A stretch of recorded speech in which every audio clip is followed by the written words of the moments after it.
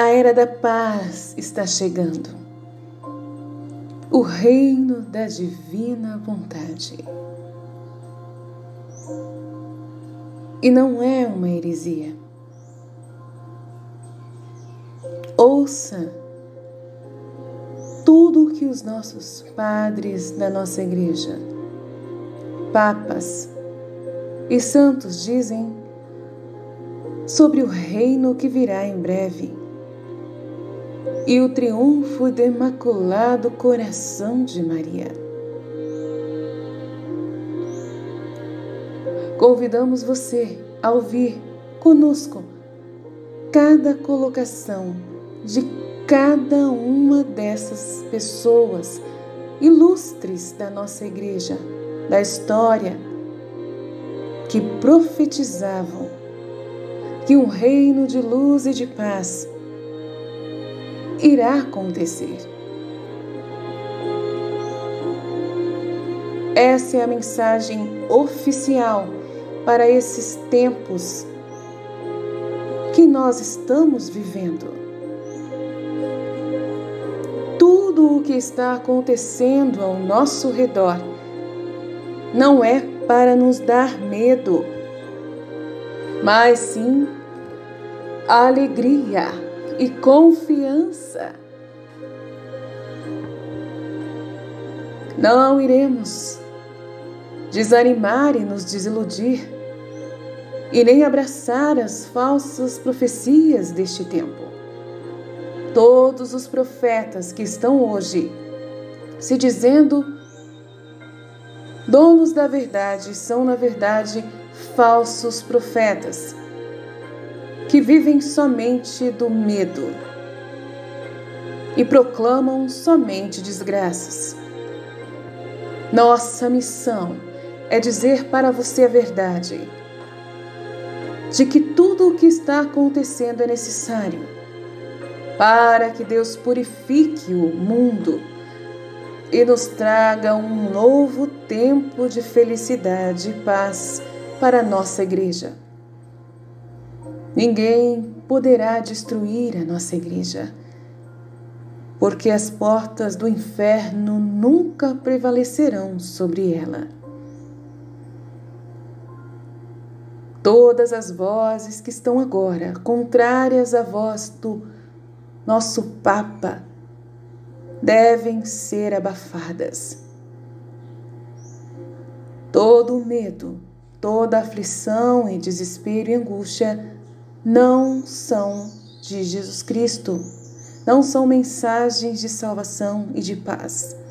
São mensagens contrárias à confiança na misericórdia de Deus. Jesus disse a Santa Faustina Kowalska que muitos estão seguindo somente a letra e não o espírito da paz. Não devemos viver com medo e buscar a verdadeira alegria e paz que vem das profecias verdadeiras da nossa igreja. Ouça, e você não vai se arrepender de estar conosco, seguindo esse caminho de luz e de verdade.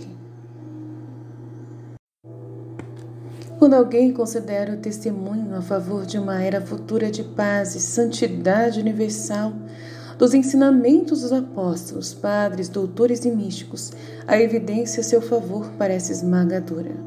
Uma posição que não é milenarista e às vezes é confundida com ela, e foi sustentada por alguns santos padres e hoje em dia por muitos teólogos e exegetas. Esta sentença insiste basicamente em colocar mais ou menos um longo tempo em que neste vai reinar uma enorme variedade entre o desastre do anticristo e a segunda vinda de Cristo. Um determinado tempo em que a igreja viverá sua máxima difusão, santidade e glória em todo o tempo. Existe uma verdadeira alergia antimilenarista e anti-apocalíptica e antiprofética, que por preconceitos e ignorância alguns ignoram sem noção. Isso ocorre porque alguns confundem, infelizmente, os últimos tempos com o fim do mundo. Os últimos tempos, de acordo com a Bíblia, são caracterizados de apostasia e eles são os últimos da era messiânica. Aqueles que podemos chamar de tempos de incredulidade, tempos onde o julgamento das nações haverá e uma grande punição sobre o mundo.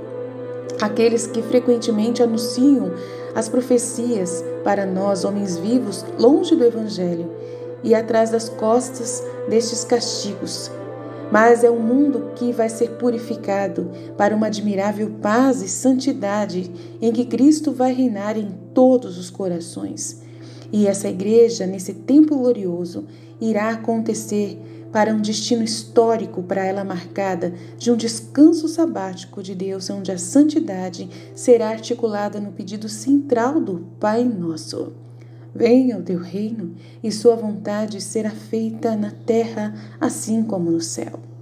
Os seus escritos proclamam então um tempo de paz futura, durante a qual Satanás estará acorrentado e o divino querer de Deus vai reinar no homem. Estes santos padres previram uma era da paz e de grande santidade. Também muitos místicos apaixonados pelo coração de Jesus têm profetizado para esse tempo de prosperidade para a igreja, coincidente com o reinado espiritual de Jesus Cristo. Mas antes a igreja vai passar por um teste que abalará sua fé em numerosos fiéis. A perseguição que acompanha sua peregrinação sobre a terra e que, como afirma o Catecismo da Igreja Católica, vai revelar o mistério da iniquidade nos corações, na forma de uma impostura religiosa que irá fornecer aos homens uma solução aparente de seus problemas, pelo preço da apostasia da verdadeira verdade. A impostura religiosa vai causar um medo muito grande e Cristo não conseguirá reinar em corações em tempos tão terríveis. Mas Ele está no meio de nós e pede para que sejamos como crianças, olhando em direção ao Pai. Na Eucaristia, muitos profetizam a sua presença eterna de Cristo nos nossos corações e nos fiéis um espírito de intensa adoração e veneração nunca antes vista. A Era da Paz será uma nova etapa de santidade, um período de preparação e um retorno final de Cristo, para um retorno final de Cristo em glória.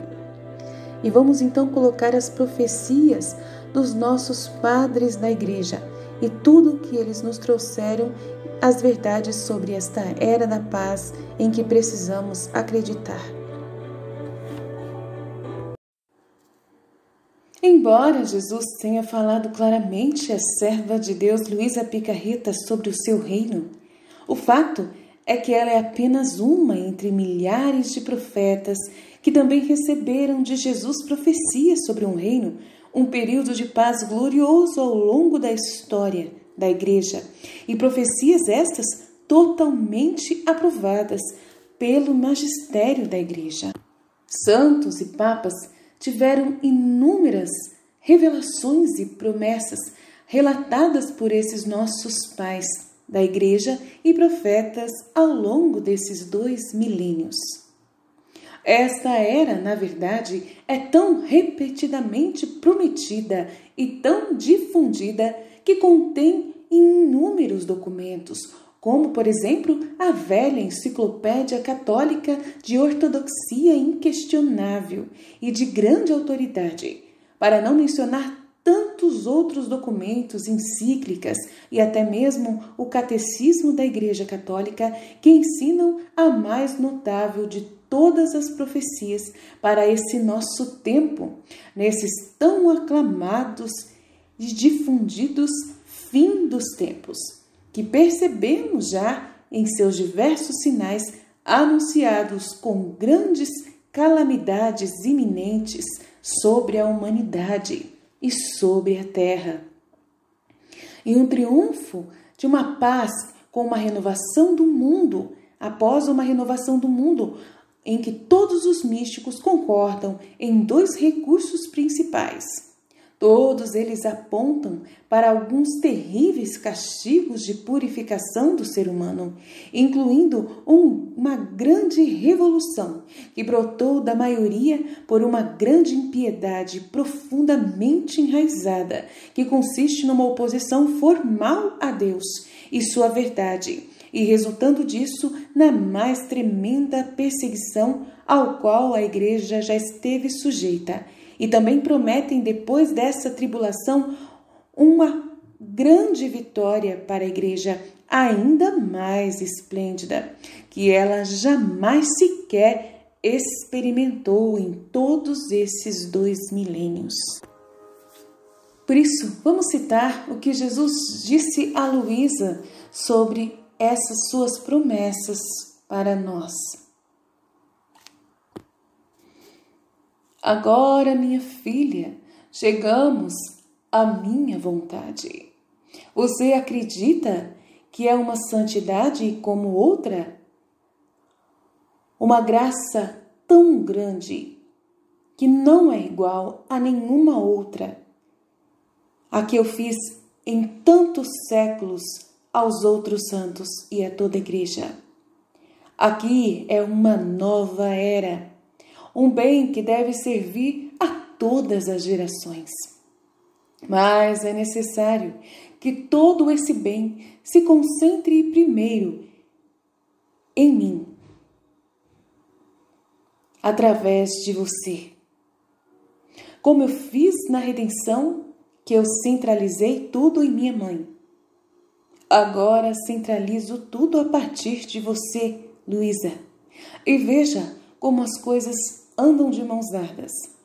Para fazer a redenção chegar e depositar nas almas, fiz primeiro a promessa por Moisés, por Abraão, do Messias, de modo que, esperando que não apenas eles fossem dispostos a recebê-las, mas também eles pudessem encontrar sua salvação neste futuro Redentor. Agora, a fim de preparar as almas para viverem esse período de paz iminente para a Igreja, em minha vontade, e colocá-las à parte dos bens que esta era contém, e fazer assim retornar o homem ao caminho de sua origem como foi criado por mim. Eu queria primeiro orar, fazendo minha voz ressoar como um pontapé de um lado para o outro da terra, dizendo: Pai nosso que estás no céu.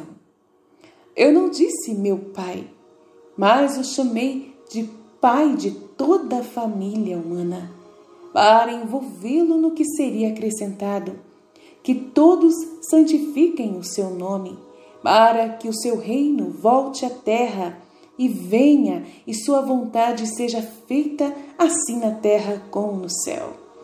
Esse era o propósito, sempre foi, da criação, e pedi ao Pai que isso então fosse realizado. Enquanto eu orava, o Pai se rendeu às minhas súplicas, e eu formei a semente desse bem tão grande. E para tornar essa semente conhecida, Ensinei aos apóstolos a minha grande oração, e eles a transmitiram para toda a igreja, em todos esses séculos, para que, como as pessoas pediram o Redentor, agora todos pedissem o reino deste Redentor. Assim, com este germe formado por mim, a igreja ora e repete a minha oração muitas vezes e está preparada para receber que reconheçam e amem meu Pai Celestial como seu Pai, de modo a merecerem ser amados pelas crianças e receber os grandes bens de que minha vontade seja feita tanto na terra como no céu. Os próprios santos nessa semente e na esperança de que minha vontade seja feita assim na terra como no céu, formarão sua santidade. O mártir que derrama seu sangue, não existe bem que não deriva dessa semente. Então a igreja inteira ora e com lágrimas, penitências, orações pelo Messias que foram dirigidos para a Virgem exaltada, a quem eu tive que dispor para centralizar tanto bem, a fim de poder os homens do Antigo Testamento receber por meio dela o seu Salvador. Embora eles não soubessem quem aquela Virgem exaltada era, então a igreja, quando ela recita o Pai Nosso, é precisamente por você que ela ora. Para que eu acentue em você, Luísa, todo o bem que contém a minha vontade, a maneira como a vontade divina tem vida na terra como no céu. E embora você, Luísa, não seja conhecida, a igreja, ecoando a minha oração, seja feita assim na terra como no céu, a minha vontade, ela reza para mim. E peço que você então acentue todo esse bem em uma segunda virgem, que é você. Eu acentuei esse bem em uma segunda virgem, que é você, de modo que, como outra trouxe o Salvador, salvando a humanidade que estava em perigo e fazendo uso do meu inseparável amor e misericórdia, concedo agora, através da minha oração, juntamente com a oração feita por toda a igreja, para fazer o homem voltar à sua origem, para o propósito para o qual eu o criei. Isto é, que a minha vontade seja feita assim na terra como no céu. Isto é, vivendo precisamente dentro da minha vontade. Tudo o que vou lhe mostrar te empurra. Nisto eu te confirmo.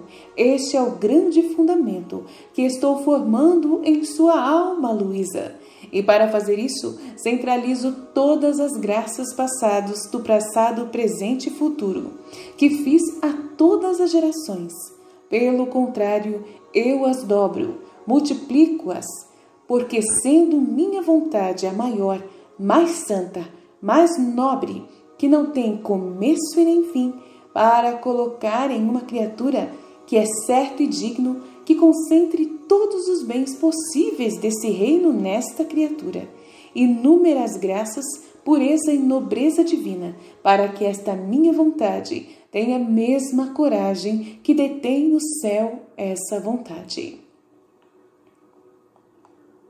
E antes das explosões ainda mais grandiosas de Jesus a Luísa sobre essa grande era da paz, esse reino da divina vontade, queremos também trazer aqui no nosso conteúdo muitos papas, santos e videntes que receberam outras revelações a respeito desse reino.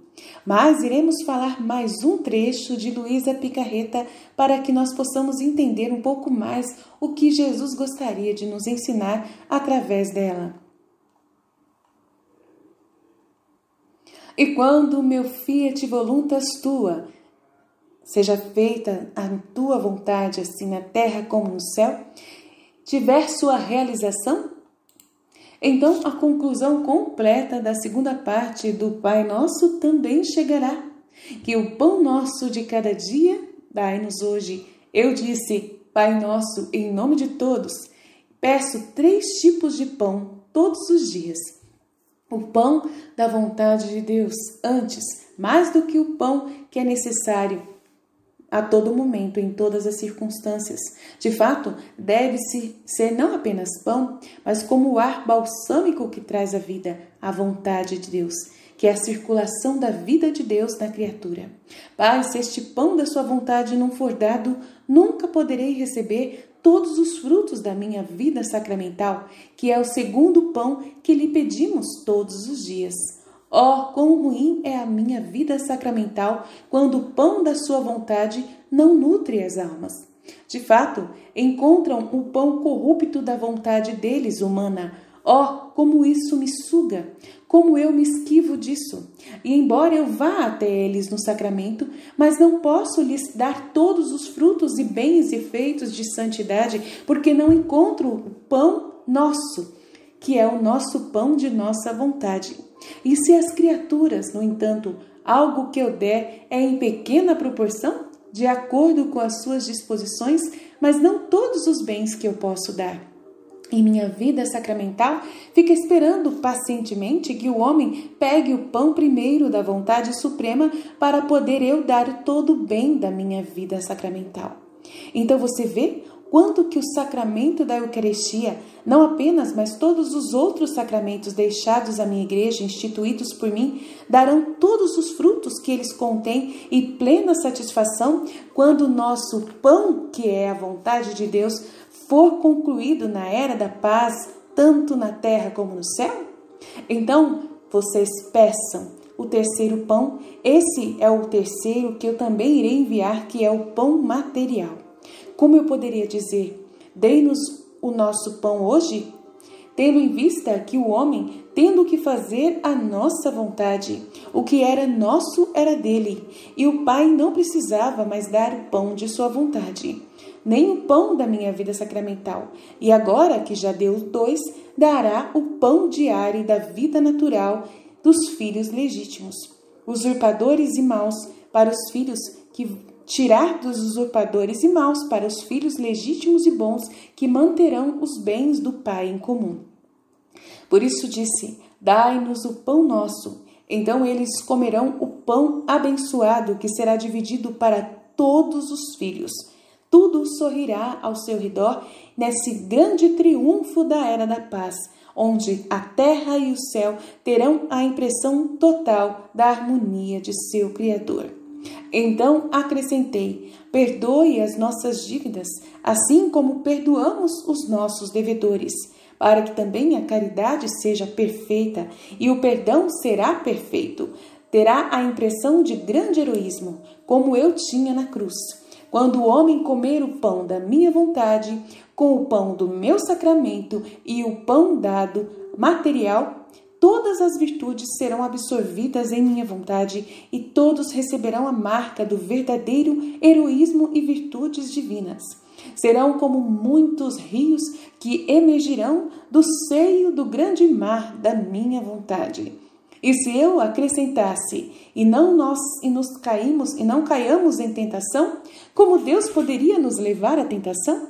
Era porque o homem era sempre homem, estava preso em si mesmo, porque nunca retiro os direitos que dei ao criá-lo, como a liberdade. Eu lhe dei, mas ele, assustado e com medo de si mesmo, grita silenciosamente, ora sem se expressar com palavras, dei-nos o pão de tua vontade, para que possamos rejeitar todas as tentações, e em virtude desse pão, nos livre de todo mal. E que assim seja. Você vê, portanto, que todos os bens do homem encontram os seus nós, um estreito vínculo de fazer a nossa a imagem e semelhança, a validade de todas as suas ações, a restituição dos bens perdidos, a assinatura e a garantia de que sua felicidade terrena e celeste perdida nesta era da paz será restaurada. Por isso, era tão necessário que a minha vontade fosse feita assim na terra como no céu, e que eu não tivesse outro interesse, nem ensinasse qualquer outra oração, exceto o Pai Nosso. E a Igreja, fiel executora e guardiã dos meus ensinamentos, sempre o tem na boca e em todas as circunstâncias, e todos, instruídos ou ignorantes, pequenos e grandes, sacerdotes e leigos, reis ou súditos, todos oram a mim para que seja feita a minha vontade, assim na terra como no céu. Portanto, você não quer que minha vontade desça à terra? Mas como a redenção teve início em uma virgem, eu não concebi em todos os homens para resgatá-los. Embora quem quiser possa entrar no bem da redenção e receber cada um por si só no sacramento. Mas agora a minha vontade deve ter um princípio como teve a minha redenção em Maria, para ter posse, crescimento e desenvolvimento de minha vontade em uma criatura virgem. E então, quem se dispor e quiser depois, poderá entrar nos bens para viver em minha vontade. Se eu não tivesse sido concebido em minha amada mãe, a redenção nunca teria chegado. Assim, se eu não trabalhar o prodígio de fazer uma alma viver no pão da minha vontade suprema, o fiat voluntas tua, assim na terra como no céu, não poderá ocorrer nas gerações humanas. E é nessas promessas de Jesus e explicação sobre o reino da divina vontade, do triunfo da igreja, que vai acontecer nesse momento em que o fiat voluntas tua acontecer plenamente, nós poderemos agora ouvir também as outras profecias dos santos, que são muitas outras, para podermos compreender o projeto de Deus em cima dessa realidade em que acabamos de ler. Tudo aprovado pelo magistério da Igreja, não sendo de forma alguma heresia de milenarismo.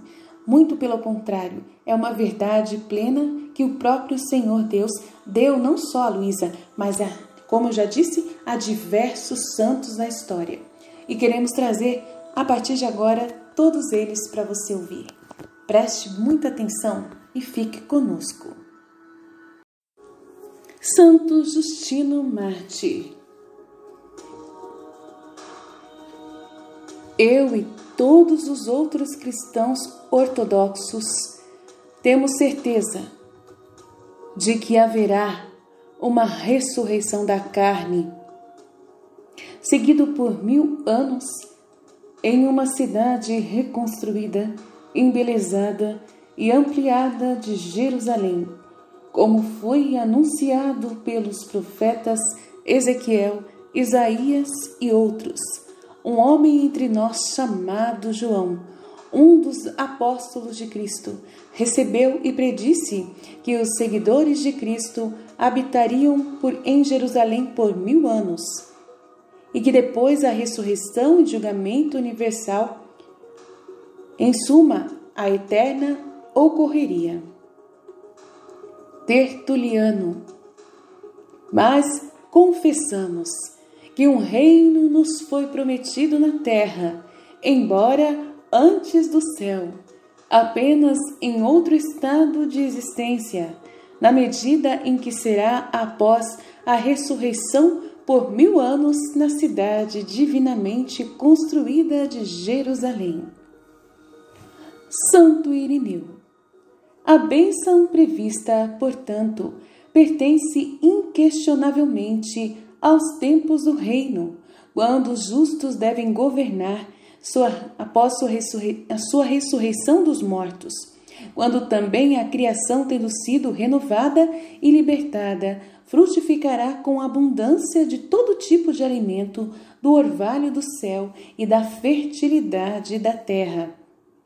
Como os anciãos que viram João, o discípulo do Senhor, relatou, que ouviram dele como o Senhor costumava ensinar a respeito desses tempos, e que todos os animais que se alimentam apenas das produções da terra devem naqueles dias tornar-se pacíficos e harmoniosos entre si e estar em perfeita sujeição ao homem.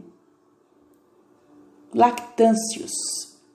O grande apologista do século IV e pai da Igreja, que serviu como conselheiro de Constantino, dedicou um capítulo em seu Instituto Divino a esta mesma discussão, intitulado Do Mundo Renovado.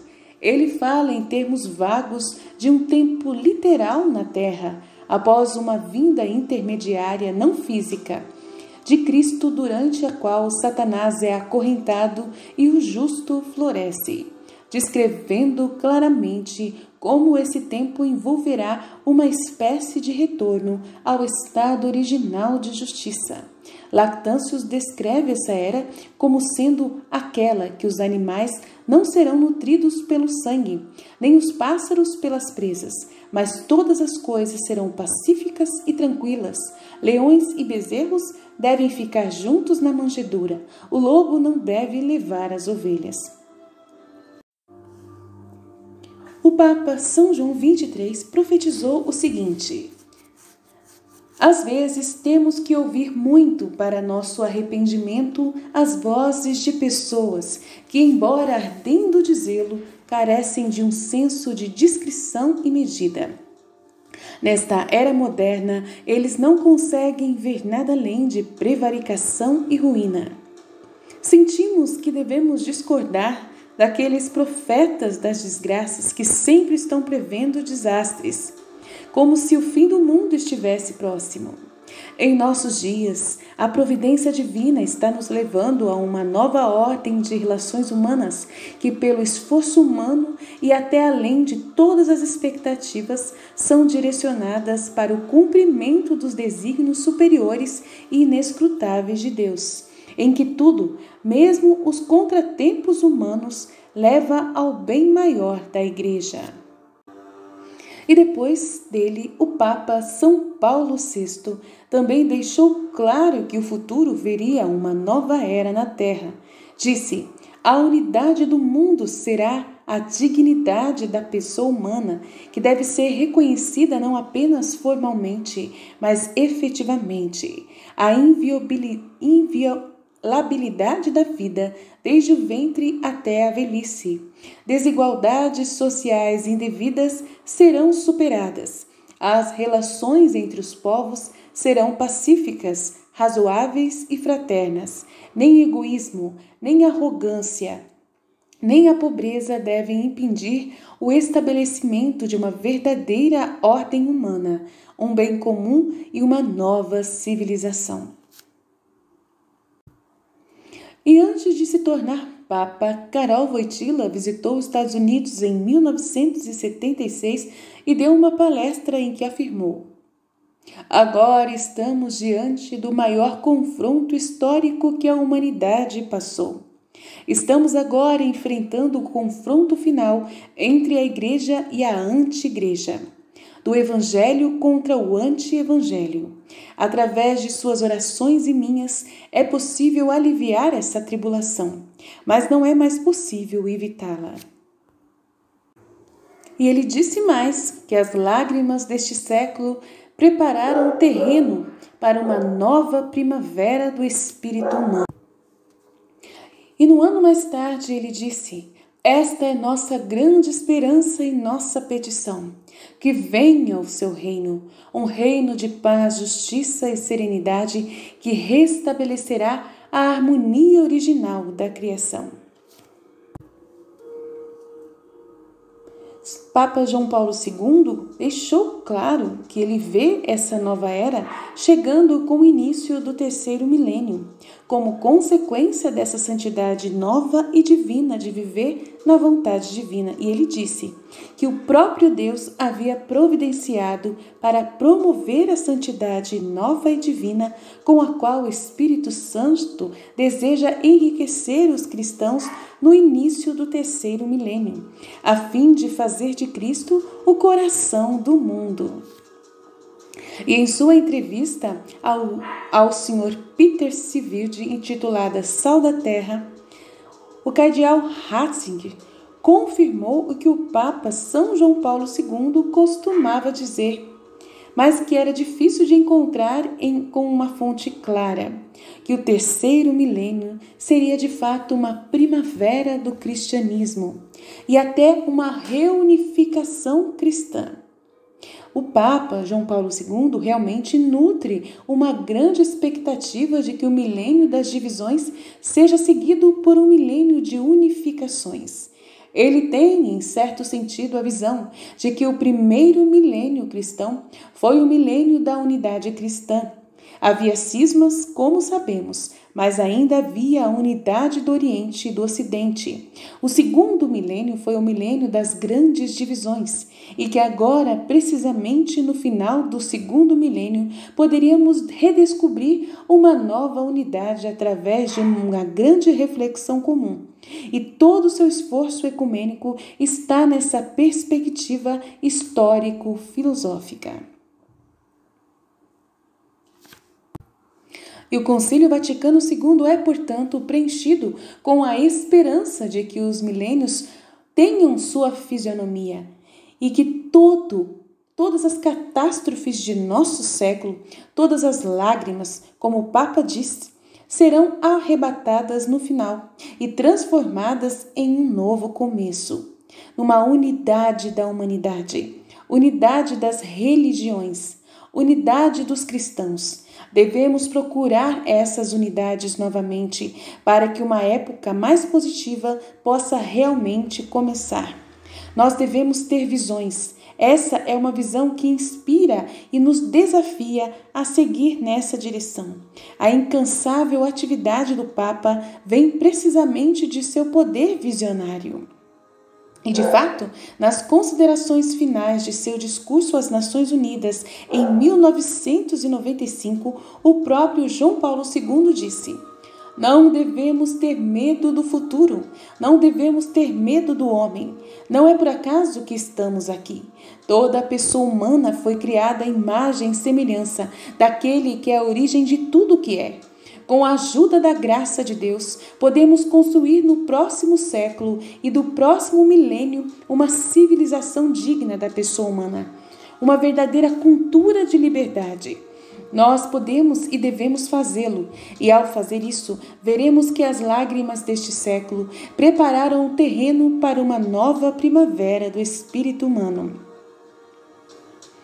O que vemos, então, é uma imagem inegavelmente clara em que São João Paulo II prevê que o terceiro milênio será radicalmente superior ao segundo. Para essas, obviamente, não são as palavras de quem vê um fim iminente do mundo. E, no entanto, já vimos que São João Paulo II acredita em um iminente confronto final. Portanto, o fim do mundo é precisamente o que ele teria que reconhecer como também iminente se ele acreditasse que este final confronto não deveriam ser seguidos primeiro por uma era da paz proporcional. A conclusão é clara. O Papa São João Paulo II acreditou e ensinou a verdadeira realidade de uma era gloriosa de paz iminente a surgir sobre o mundo inteiro. Isto é, como lhe disse, o próprio reino de Deus. E ele também disse: Deus ama todos os homens e mulheres da terra e lhes dá a esperança de uma nova era. Uma era de paz. Seu amor, plenamente revelado no Filho encarnado, é o fundamento da paz universal. E depois ainda ele escreveu em uma encíclica, Novo Millennium Enuente. Não hesitei em pedir aos jovens que fizessem uma escolha radical de fé e vida e lhes apresentassem uma tarefa estupenda, tornar-se vigias do amanhã no início do novo milênio. Para que ninguém fique confuso sobre quais são os deveres desses vigias matinais do amanhã e a quem ele está implorando para que os jovens se tornem, o Papa nos disse claramente 2 anos depois. Nesta importante ocasião, gostaria de renovar o apelo que fiz a todas as pessoas, jovens, na Tor Vergata. Aceite o compromisso de ser vigilantes do amanhã no início deste novo milênio. Esse é um compromisso primordial que mantém sua validade e urgência quando começamos este século com infelizes nuvens escuras de violência e medo se acumulando no horizonte. Hoje, mais do que nunca, precisamos de pessoas que vivam vidas santas, vigias que proclamem ao mundo um novo alvorecer de esperança, fraternidade e paz. E no ano seguinte, ele disse, após a purificação por provação e sofrimento, o início de uma era está prestes a começar. E agora, mais recentemente, o Papa Francisco deixou claro que ele vê a era chegando, mesmo ensinando que as profecias de Isaías de paz universal se referem a um tempo nesta terra. Ouçamos, ele diz: mas para onde estamos indo? Existe um objetivo comum? E qual é esse objetivo? O Senhor nos responde através do profeta Isaías dizendo: nos últimos dias, o monte da casa do Senhor será estabelecido como o mais alto dos montes e será elevado acima das colinas, e todas as nações fluirão para ele, e muitos povos virão e dirão: vinde, subamos ao monte do Senhor, a casa de Deus de Jacó, para que ele nos ensine seus caminhos e que possamos seguir seus caminhos. É o que Isaías diz sobre a meta em que estamos viajando, seguindo. É uma peregrinação universal em direção ao objetivo comum que no Antigo Testamento, Jerusalém, aonde o templo do Senhor se ergueu, pois de lá veio de Jerusalém a revelação da face de Deus e de sua lei. A revelação encontrou seu cumprimento em Jesus Cristo, e ele, o Verbo, se fez carne e tornou-se o próprio templo do Senhor. Ele é o guia e objetivo da nossa peregrinação na terra, da peregrinação de todo o povo de Deus, e à sua luz os outros povos também podem caminhar em direção ao reino de justiça, em direção ao reino da paz. O profeta continua: baterão as espadas em arados e as lanças em ganchos de poda. Nação não levantará a espada contra outra nação, e nem aprenderão mais a guerra. Permite-me repetir o que o profeta diz. Ouça com atenção: baterão as espadas em arados e as lanças em ganchos de poda. Nação não levantará a espada contra a nação, e nem mais aprenderão a guerra. Mas quando isso ocorrerá? Que dia lindo, quando as armas forem desmontadas para serem transformadas em ferramentas para trabalho? Que dia lindo que será, e isso é possível. Vamos apostar na esperança da paz, e assim será possível. Esse ensinamento do Papa Francisco é particularmente digno de nota, porque ninguém pode negar a era da paz. Se as profecias da paz em Isaías se referem a um tempo que virá à terra, não uma mera referência ao céu, e não apenas simbolicamente à era do cristianismo em geral. Obviamente, as profecias mais importantes de Isaías dizem respeito à vinda de Jesus e seus mistérios pascais. E, no entanto, é igualmente claro que bater em espadas em arados fala de algo que ainda não aconteceu e ainda deve acontecer na terra. No entanto, os críticos da era negam que isso seja uma referência a um tempo na terra, mas o Papa Francisco deixou claro que isso faz sim uma consulta a uma paz temporal. O Papa Francisco não perdeu o fôlego, lembrando aos ouvintes que podemos sim esperar por isso, que é possível, e se nós apostamos nisso e nos exortando a fazê-lo, se ele estivesse apenas se referindo lá ao céu, nunca ele deveria falar que nós iremos trabalhar em podas e em arados aqui na terra. E em 2019, o Papa Francisco ainda assinou uma declaração que diz em parte: em conclusão, nossa aspiração é que esta declaração possa ter uma testemunha de grandeza da fé em Deus, que une corações divididos e eleva a alma humana.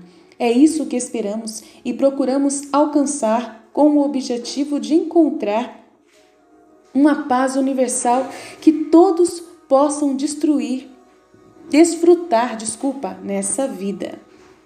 Em um livro intitulado Pai Nosso, Reflexões sobre a Oração do Senhor, publicado no 5º aniversário de sua elevação ao papado, o Papa Francisco escreve: o reino de Deus está aqui. O reino de Deus virá.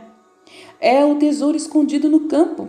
É a pérola preciosa pela qual o comerciante vende tudo o que tem. O reino de Deus é um bom trigo que cresce ao lado das ervas daninhas. E você deve lutar contra as ervas daninhas, conforme Mateus 13, 24 e 40. Ele diz mais: o reino de Deus também é esperança.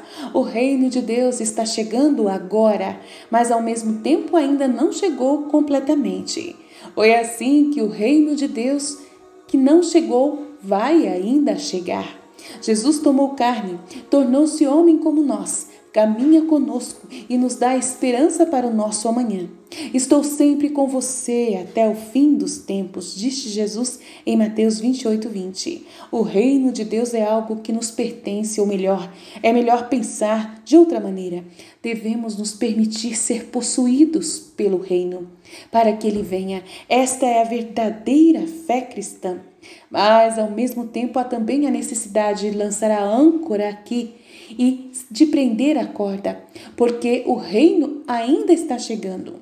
Nós não possuímos a corda completamente e sempre há o risco dela escorregar de nossas mãos. Esta é a verdadeira esperança cristã. Essas duas ações são muito importantes: fé e esperança.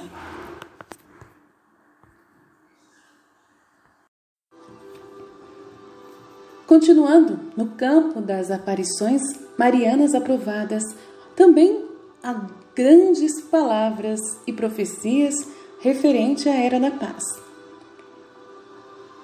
E há principalmente a grande advertência de Nossa Senhora de Fátima, que pede para orarmos fervorosamente para que Deus apresse o triunfo do seu Imaculado Coração, que é outro nome dado a esta Era da Paz. Pois Nossa Senhora prometeu em Fátima que o Santo Padre me consagrará a Rússia e ela se converterá, e um período de paz deverá ser concedido ao mundo. E pedimos nossas orações e sacrifícios para esse fim. A frase período da paz é frequentemente traduzida como Era da Paz, embora em ambos se refiram à mesma coisa. Embora existam várias teorias que insistem que as palavras de Nossa Senhora aqui se referem apenas ao que aconteceu após a queda do Muro de Berlim. Não, isso não é sustentável.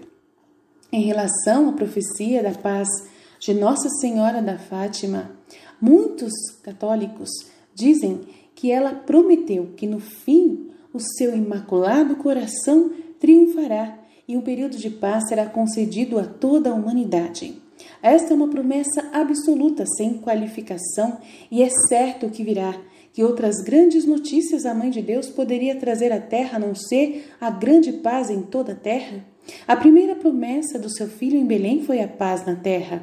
A vinda da paz triunfante para o mundo é realmente uma ótima notícia.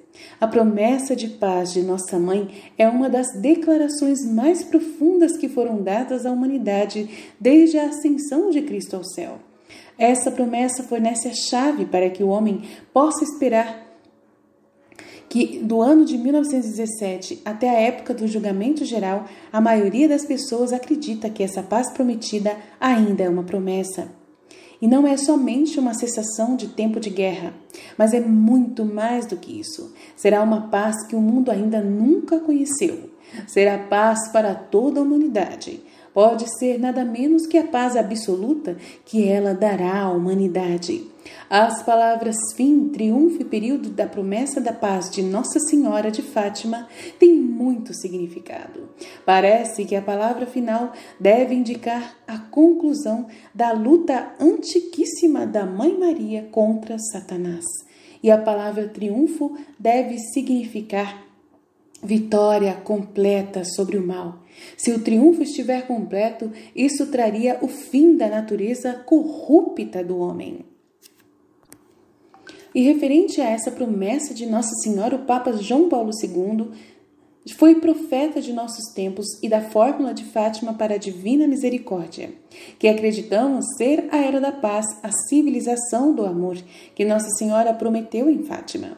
Estamos confiantes de que essa Era da Paz será concedida quando um número suficiente de pessoas fizer e viver sacrificialmente essa consagração a ela. Uma vez que fazemos essa consagração a Nossa Senhora, Maria pega tudo o que temos, purifica e multiplica. Isso coloca no corpo místico de Cristo um tremendo poder espiritual que reparará os pecados do mundo e ajudará a trazer a era da paz pela qual todos ansiamos. Nossa Senhora prometeu isso em Fátima quando disse que no final o seu imaculado coração triunfaria e uma era de paz seria concedida ao mundo. A consagração do Papa João Paulo II pode trazer a luz da verdade ao nosso mundo sombrio, para que nossas famílias possam viver a maior era da paz e religião que o mundo já conheceu. O Sr. Joe Hafner, um dos promotores mais respeitados do mundo sobre a mensagem de Fátima, viu o apressar da era prometida de paz e o triunfo do Imaculado Coração de Maria como talvez sua principal motivação para promover as mensagens de Nossa Senhora. Ele se referia a isso constantemente em muitos dos seus livros e nunca viu essa era da paz como uma espécie de cessação relativamente somente do período de guerra. Ao contrário, ele sempre viu isso como nada além da vinda definitiva do reino de Deus na terra, como mostrado a Luísa Picarreta. Em seu livro intitulado Grande Evento, ele escreveu: portanto, o triunfo já começou, porque muitos em todo o mundo já ouviram as mensagens marianas ao longo dos anos e fizeram as escolhas que ela pediu. Eles disseram sim ao Senhor. Eles se uniram a Maria em oração e sacrifício para ajudar a salvar todos nós e trazer essa era da paz. Em alguns, esse triunfo de um sim cheio de fé está em seus corações há muitos anos, mesmo desde a infância. As orações e a vida virtuosa dessas pessoas certamente trouxeram bênção e proteção a uma geração que não merece, pois, para a grande maioria, o triunfo parece ainda nem ter começado. É para esses filhos de Deus que a Mãe Santíssima dirige seus apelos. Ela não quer que eles se percam. Eles devem e se voltarão para o Senhor e serão salvos. Neles também o triunfo virá. Por sua profecia citada acima, a Rainha do Céu nos assegura que a situação atual será revertida pela intervenção de Deus, por sua grande misericórdia, pela intercessão do Imaculado Coração e daqueles que se juntam a ela em seus esforços para dar a volta ao mundo. Isso acontecerá. A conversão do mundo certamente virá. O mundo se tomará dele por nossa conversão e intervenção. O triunfo do Imaculado Coração chegará. O triunfo será um evento de conversão que será tão poderoso e universal que todos serão compelidos a louvar a Deus pelas magníficas obras que Ele fez em sua criatura, Maria. O poder impressionante que essa humilde serva possui enquanto compartilha da redenção do mundo será abundantemente claro diante de todos os olhos. O triunfo será reconhecível na conversão total do mundo. Será um evento histórico de tal magnitude que fará todos os momentos de glória anteriores parecerem sombras.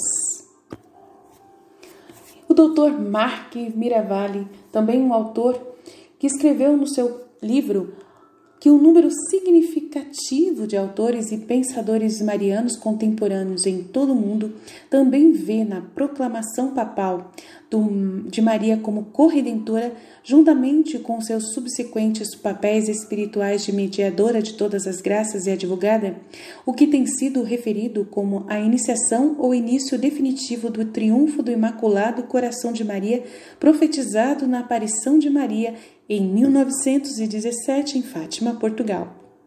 A noção particular do triunfo do coração imaculado deriva das palavras das aparições aprovadas pela Igreja de Maria em Fátima aos jovens videntes portugueses. Depois de profetizar eventos futuros, como a ascensão do comunismo ateísta, perseguições à Igreja e ao Santo Padre, uma Segunda Guerra Mundial em potencial e a aniquilação de várias nações, a Virgem Maria, sob o título de Senhora do Rosário, declarou às crianças: No final, o meu imaculado coração triunfará e um período de paz será concedido ao mundo. O triunfo do Imaculado Coração de Maria é, portanto, previsto como um afluxo dramático de graça sobrenatural sobre o mundo, mediado pela corredentora, mediadora e advogada, e levando a um período de paz espiritual para toda a humanidade, conforme explicado pelo ex-embaixador do Vaticano, Howard D. da Filipinas. 2000 anos atrás, durante o primeiro advento, o Espírito Santo veio sobre Maria e quando o poder do Altíssimo a obscureceu, ela concebeu Jesus Cristo, Filho de Deus.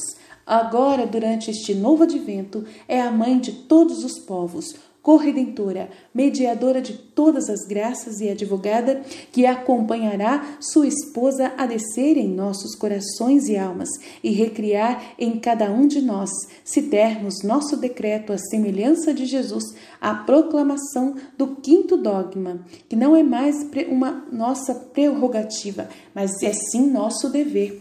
Como tal, a proclamação papal de Maria como corredentora efetuaria uma liberação histórica da graça espiritual sobre o mundo, pelo exercício pleno da Mãe Espiritual de todos os povos, em seu exercício mais generoso e completo de seu papel como corredentora, mediatriz, mediadora e de toda a graça e advogada.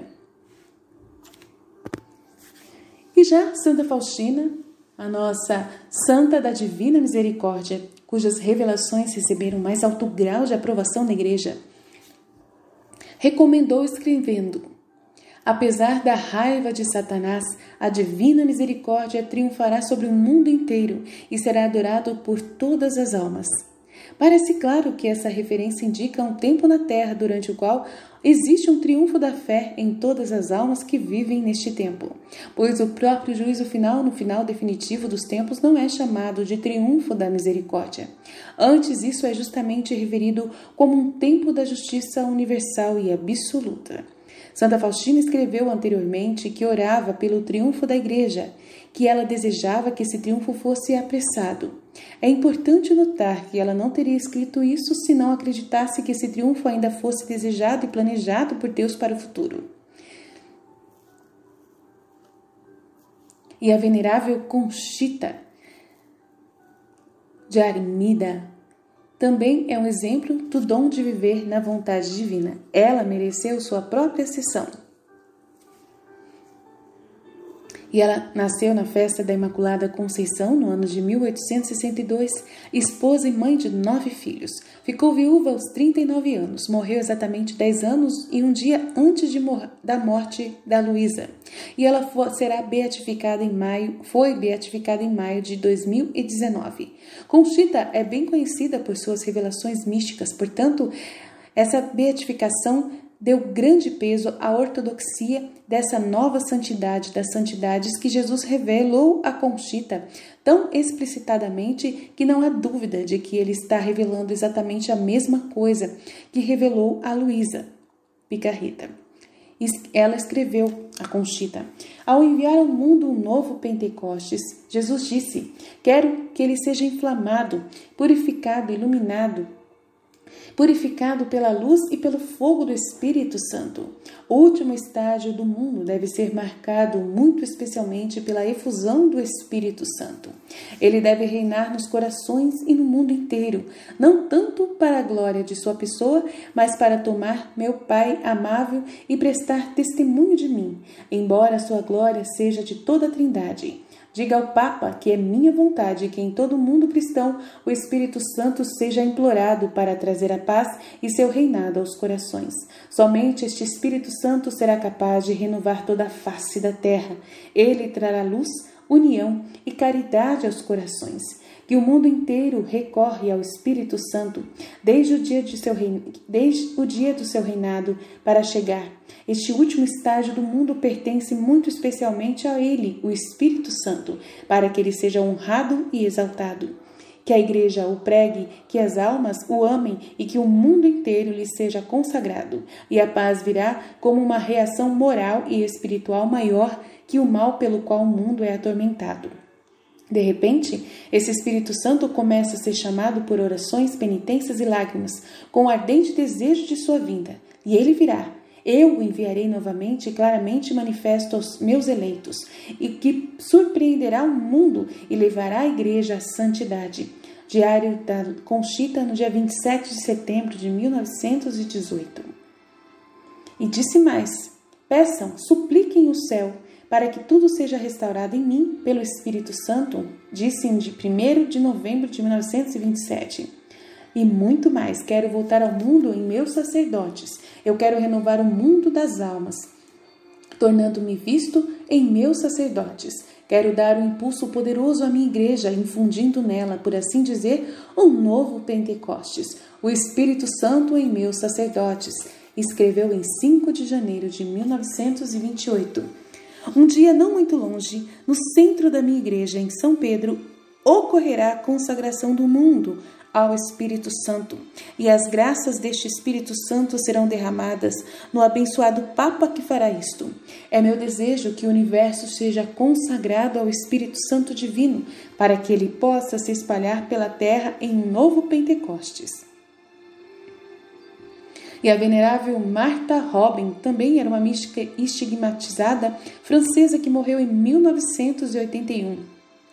E a sua causa de beatificação começou apenas 6 anos após sua morte, e em 2014 suas virtudes heróicas foram formalmente reconhecidas pelo Vaticano, honrando-a com o título de venerável.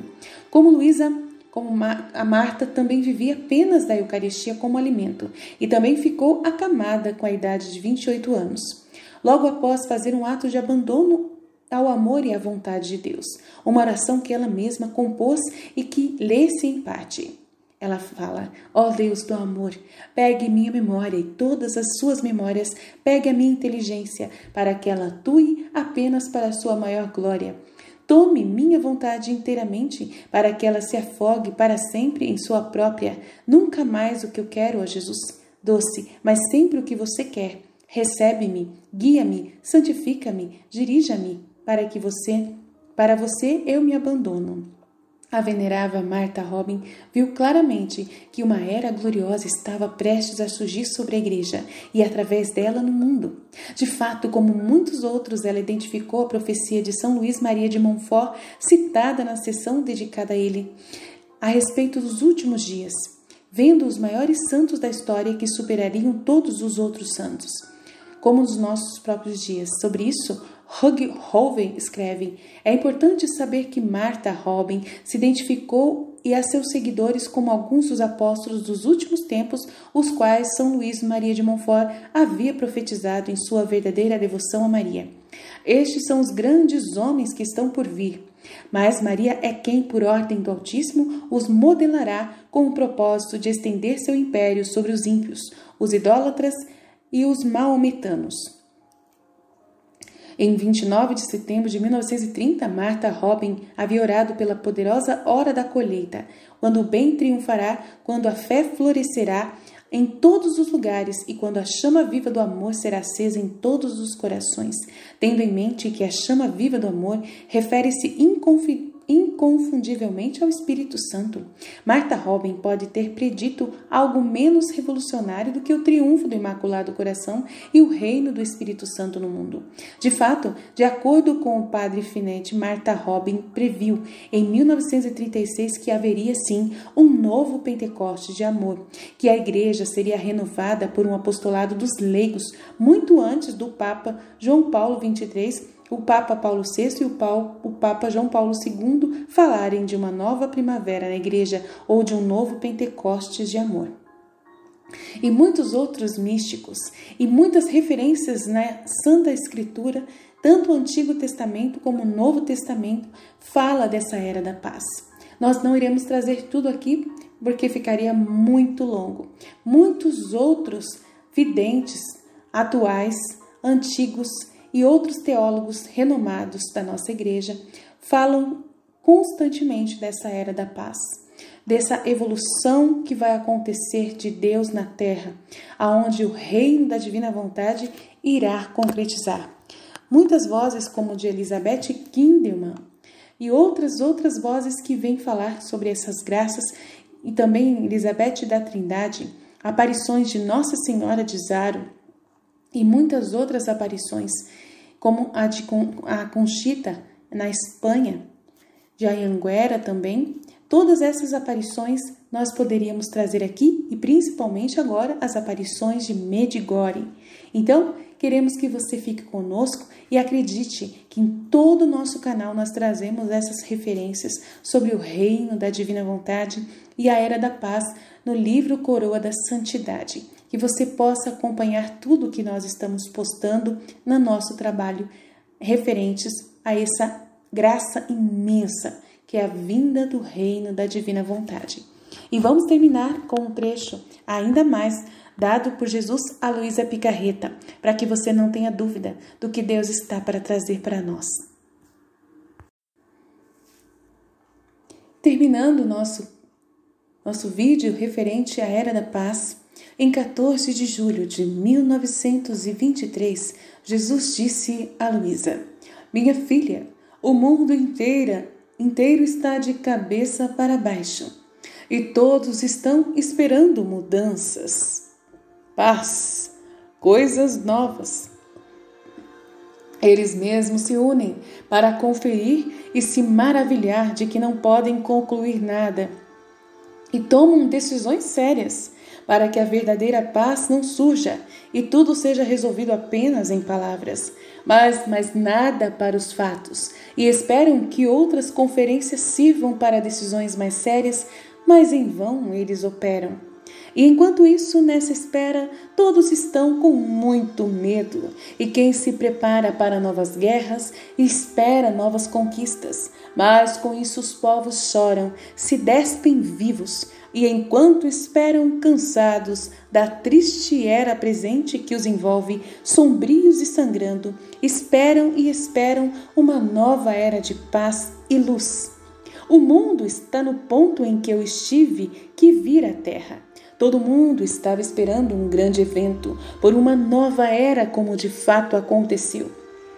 Então agora, tendo que vir um grande evento, a nova era em que a vontade de Deus será feita na terra como no céu, todos estão esperando por uma nova era, cansados disso, sem saber o que é essa novidade, essa mudança, porque eles não sabiam disso também quando eu vim para a terra.